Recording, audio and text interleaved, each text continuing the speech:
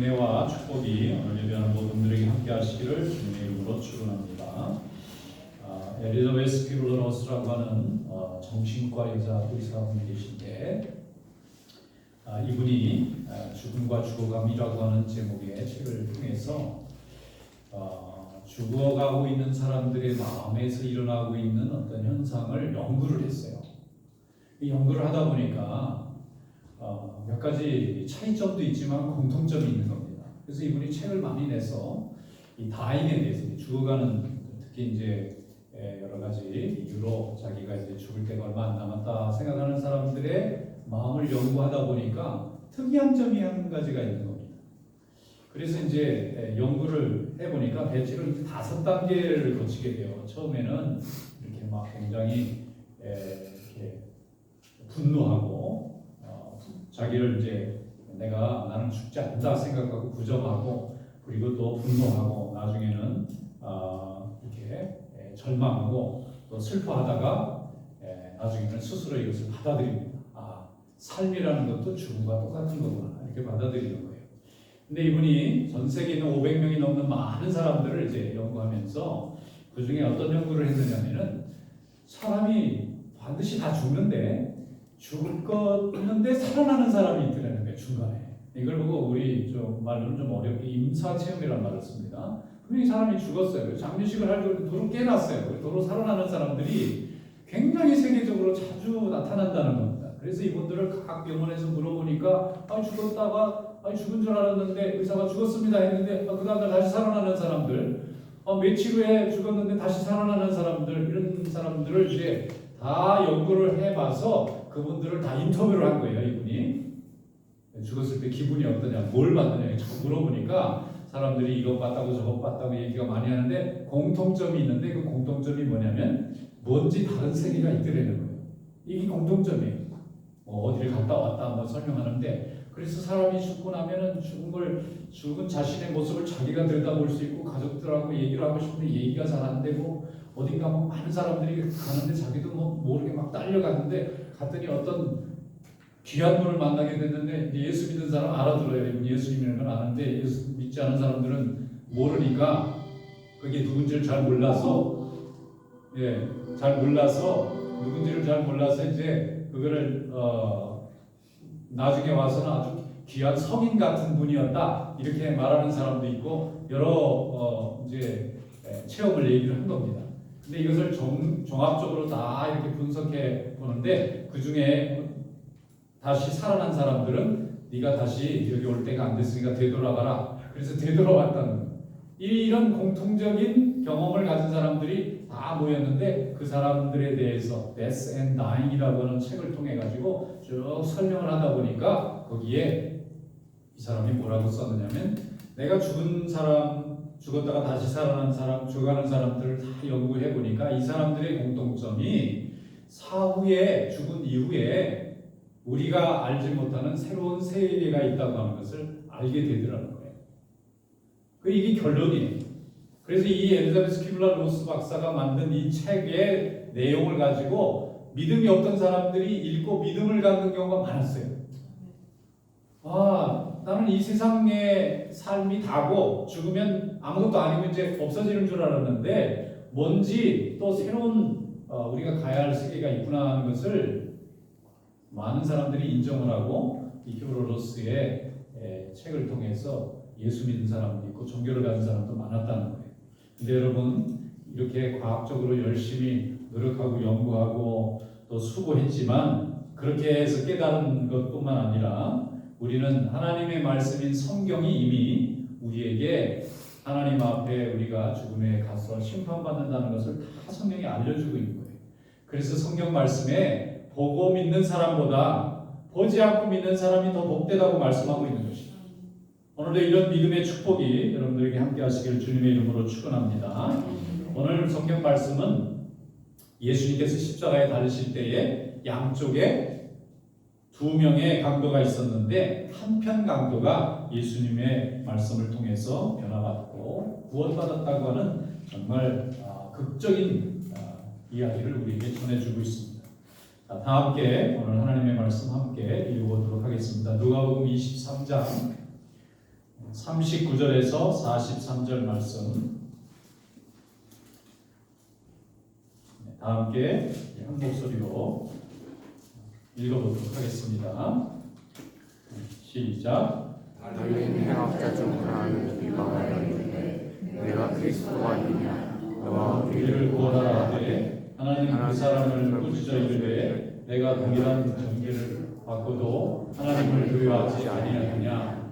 우리는 우리가 행한 일에 상당한 복을 받는 것이니 이에 당연하거니와 이 사람이 행한 것은 옳지 않은 것이 없느니라 하니 이르되 예수여 당신은 나라에 임하실 때에 나를 기억하소서 하니 예수께서 이르시되 내가 진실로 내게 이르노니 내가 나와 함께 가운데 있으리라 하시니라. 아멘. 예수님께서 골고다 십자가에 달려 돌아가실 때에 예수님 좌우에 한 명씩 한 명씩 강도가 똑같이 십자가의 처형을 받게 되었습니다. 아마도 로마 당국에서는 예수님이 아무 죄 없이 죽게 된다는 것을 너무나 잘 알기 때문에 이 예수님과 함께 다른 죄 많은 살인을 해서 악한 정죄를 받은 이 두 사람과 함께 죽게 함으로 인해서 예수님도 그 부류에 같이 포함돼서 죽었다는 것을 알리려고 했던 것이 아닌가 그런 생각을 합니다. 그런데 십자가형은 얼마나 고통스럽고 어려웠는지 로마 제국에서도 이 자기 로마 시민들은 이 처형 방식을 쓰지 않고 식민지에 반란을 했다거나 아주 흉악한 죄인들인 경우에만 이 십자가형을 내렸을 정도로 아주 고통스럽고 힘든 죽어가는 사람들이 가장 극심한 고통을 느끼게 하는 그런 형벌이었다고 합니다. 그런데 예수님께서 그런 형벌을 당하고 있어요. 양쪽에 있는 두 사람의 강도가 예수님과 함께 죽음을 당하게 되었는데 한편 강도는 죽어가면서 너무 고통스러우니까 사람의 몸에 이렇게 못을 박아가지고 매달아 놓는 거니까 얼마나 고통스럽겠어요. 그러니까 너무 괴롭고 힘드니까 이 사람이 막 원망하고 화를 냅니다. 예수님에게 원망합니다. 당신이 그리스도면 사람들을 다 살리고 구원할 수 있다는데 왜 이럴 때는 가만히 있느냐? 왜 이럴 때는 아무 능력도 발휘하지 않느냐? 빨리 나를 좀 구원하고 당신 자신도 구원하라고 이렇게 원망합니다. 어떻게 보면 조롱이기도 하고 원망이기도 합니다. 그런데 다른 쪽에 있는 한 강도는 거꾸로 그렇게 예수님을 원망하는 그 강도를 책망합니다. 너나 나나 사람 죽여서 여기서 지금 처형당하고 있는 거니까 죄값을 치르는 거지만 여기 있는 분은 아무 잘못도 없이 이곳에 누워있는 걸 너는 모르느냐? 그러면서 야단을 치는 거죠.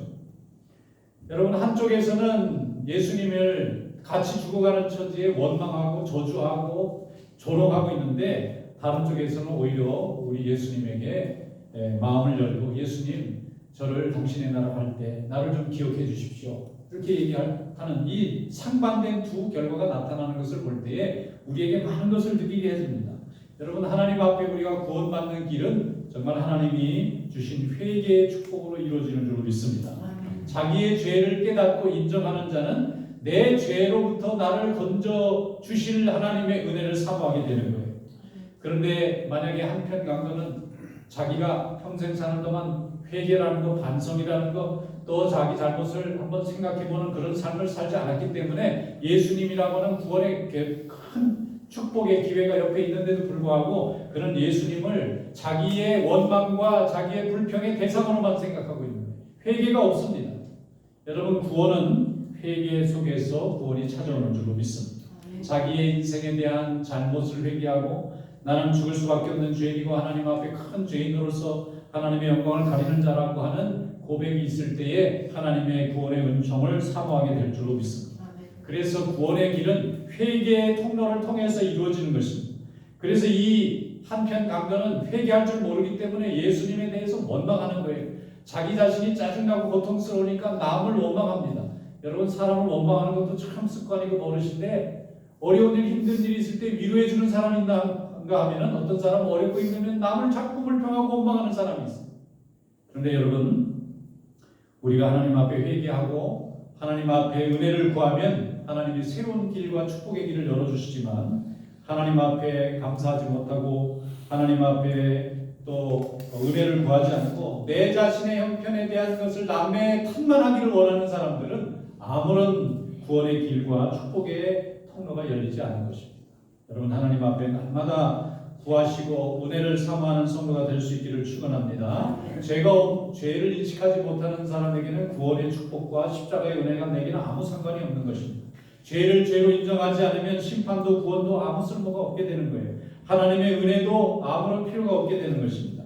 사람이 한번 태어나면 반드시 죽는 것은 하나님이 정해주신 창조의 질서이고 진실입니다. 진리입니다. 그리고 나서 그 후에는 심판이 있다고 분명히 성경이 말씀하고 있어요. 살아온 우리의 삶에 대한 평가와 저지먼트가 따릅니다. 그러므로 우리가 회개와 하나님의 은총을 갖기를 원한다면 하나님을 향해서 우리가 날마다 회개하고 우리 자신의 죄를 되돌아볼 수 있는 그런 마음의 수고와 또 고백이 필요합니다.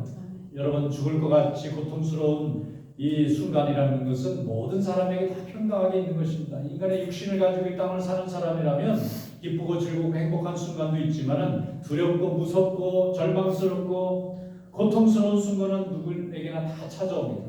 근데 사람이 고난이 있다 해서 다 믿음이 생기는 게 아니에요. 고난이 있어서 오히려 이 한편 강도처럼 더 원망하고 더 불평하고 더 남 탓하는 사람들도 많습니다.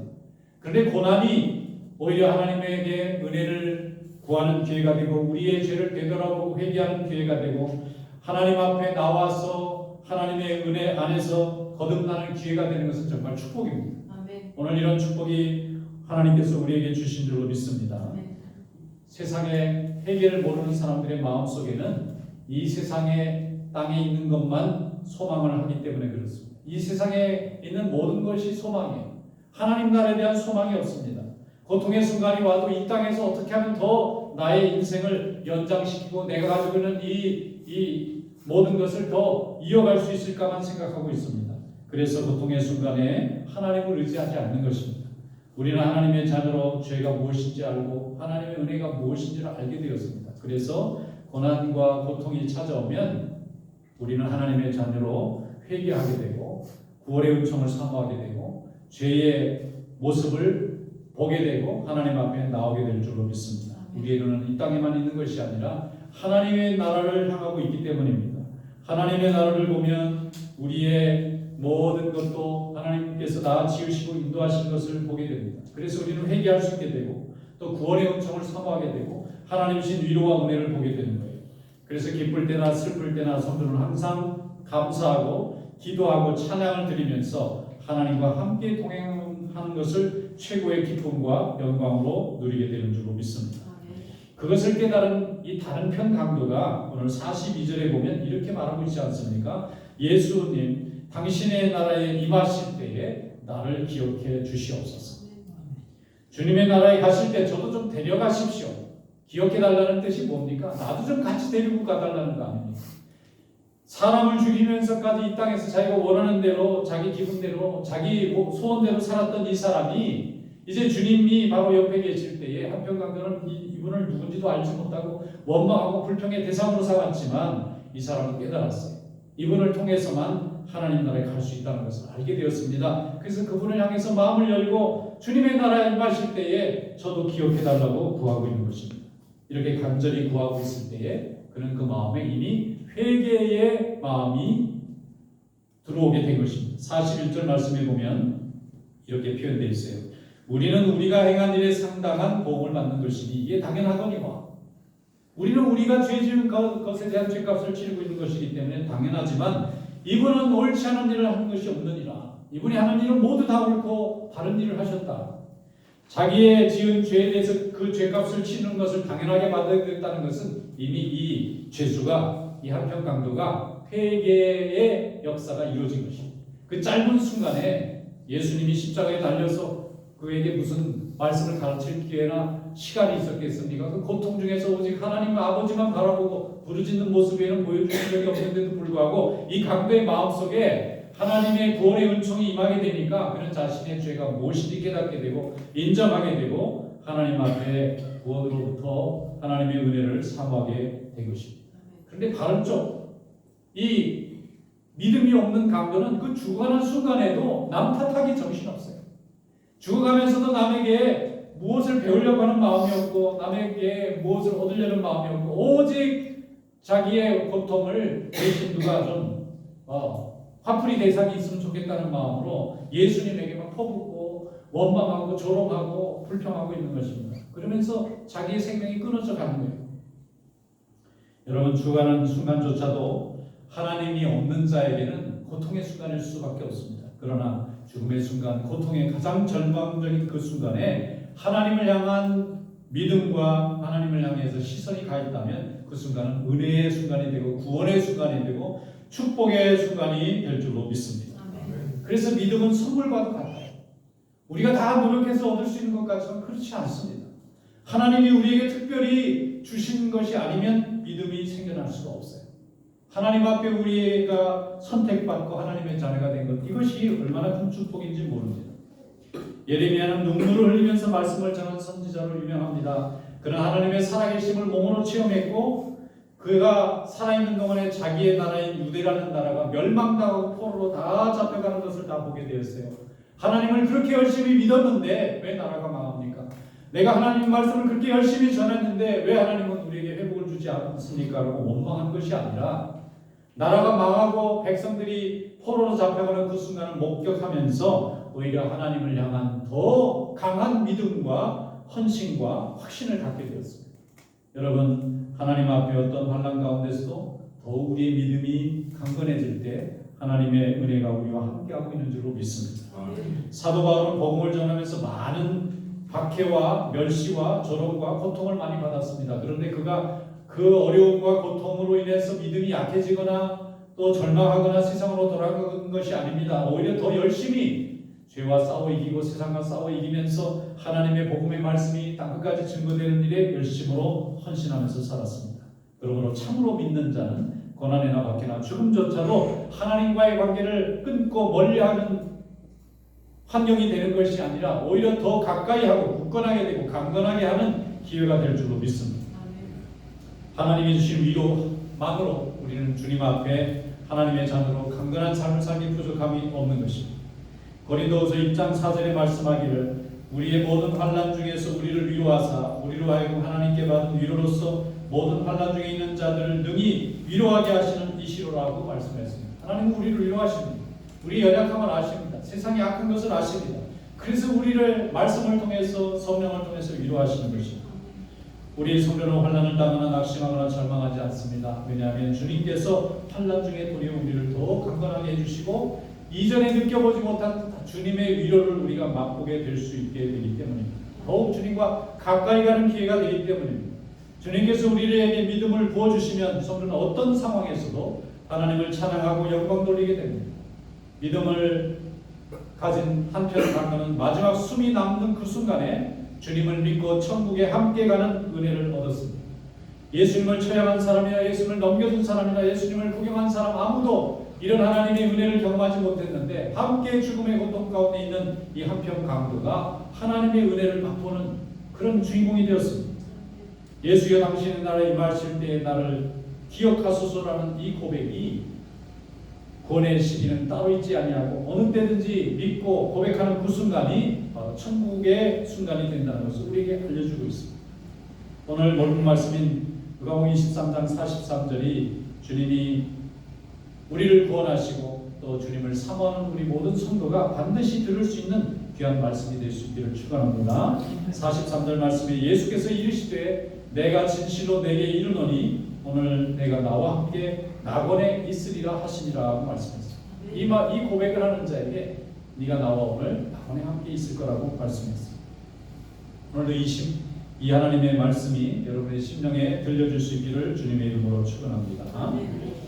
미국 찬송가, 특히 미국 장로교 찬송가에 보면은 이 누가복음 23장 42절 말씀을 가지고 이 찬송가를 지으셨더라고요. 근데 제가 사순절 때마다 저는 한국 사람이라서 이 영어로 된 찬송가에 별로 은혜를 많이 못 받고 이 한국 찬송가에 은혜를 많이 받는데 이 찬송가만은 영어로 부르는데도 은혜가 돼요. 가사가 굉장히 간단합니다. 전혀 어렵지 않아요. 이 성경 말씀 그대로 불러요. 근데 이 고난주간에 이 찬송 부를 때는 굉장히 은혜가 돼요. Jesus, remember me when you come into your kingdom. 이렇게 돼 있어요. 가사가 그래요. Jesus, remember me when you come into your kingdom. Jesus, remember me when you come into your kingdom. Jesus, remember me when you come into your kingdom. Jesus, remember me when you come into your kingdom. 아멘. 찬송가가 이렇게 예수를 드는 것 같습니다. 너무 예수입니다. 거기 인간의 가사가 없잖아요. 하나님 말씀 그대로잖아요. 여러분이 하나님의 음성, 이 하나님을 향한 우리의 고백이 여러분의 마지막 순간에도 들려줄 수 있기를 축원합니다. 우리가 그것을 소망하면서 오늘 하나님의 은혜 가운데 살고 있지 않습니까? 고린도전서 15장 22절에 말씀합니다. 아담 안에서 모든 사람이 죽은 것 같이 그리스도 안에서 모든 사람이 삶을 얻으리라. 오늘도 주님 안에서 삶을 얻어가는 귀한 성도들이 될 수 있기를 주님의 이름으로 축원합니다. 기도하겠습니다.